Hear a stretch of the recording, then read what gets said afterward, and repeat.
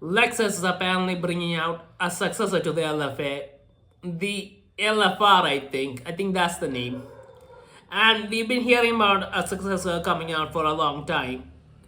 But I honestly didn't really care that much about it because I heard it was going to be an EV.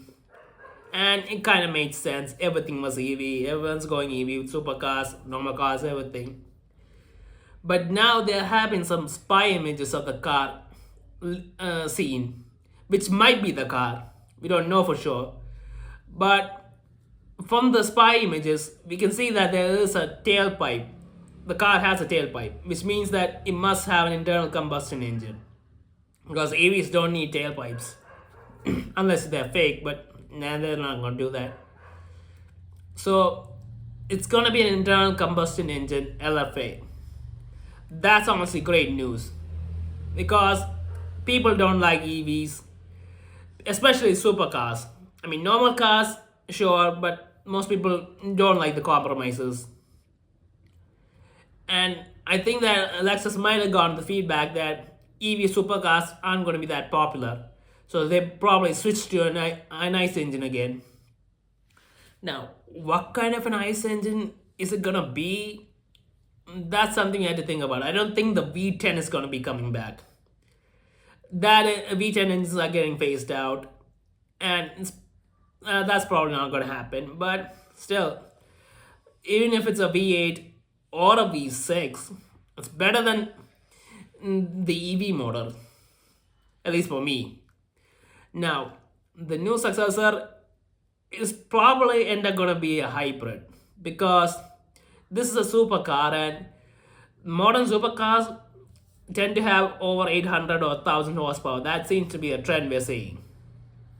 And these cars are achieving it because of the hybrid systems that they have. And Lexus, in order to compete with that power figure, they're probably going to have to bring in a hybrid system. Even if it's a V8, they need to put in an electric motor to push out that kind of power and to manage emissions and all that. So it's likely to be a hybrid, and I'm mostly okay with that. As long as it's a great engine and the hybrid doesn't really weigh the car down, I don't have a problem with it. I mean, the Lamborghini Revuelto, that's a hybrid, and I like that car. I mean, it doesn't feel like it's compromised because of the hybrid system. It's got more power. It looks great. It still sounds great.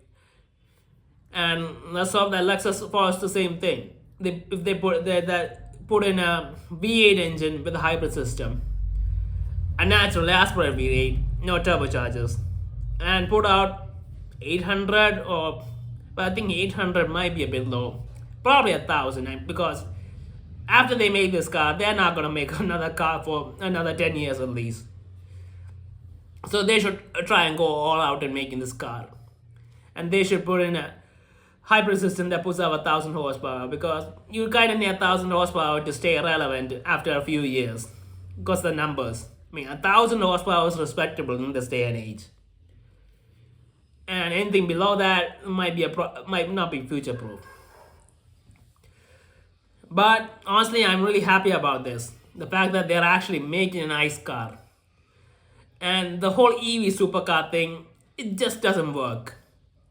People don't want it, and manufacturers realize it, and they're trying to make the car that people want, while also abiding by the new rules and regulations that each country's governments impose.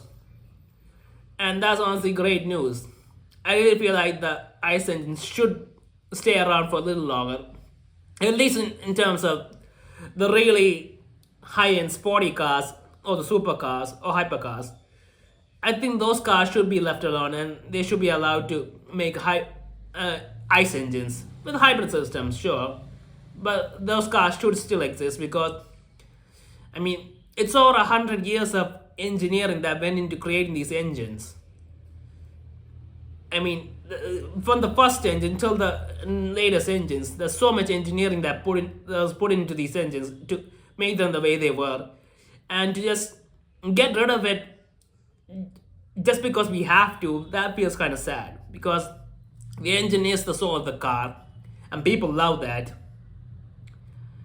And just to put all the 100 years of engineering letting go to waste, it doesn't feel right. Because look how far we came, how much power these cars have, how they've been tuned differently, how much sound they have, how they feel. Each car feels a little unique because of this, and they were made that way. And I don't think we should let that go just yet, at least until we have no other choice. So I'm excited about the LFA successor now, and I'll be hoping to get some news on it, even though I don't think anything's confirmed yet. So I'm not telling when this car's actually going to be coming out. Concerned that if it was going to be an EV and now they decide to turn it into a nice car, then they probably had to redesign the car altogether. And that means it's probably going to take a long time for it to come out. And guess we'll have to wait. And hopefully the game hasn't changed by then. So yeah.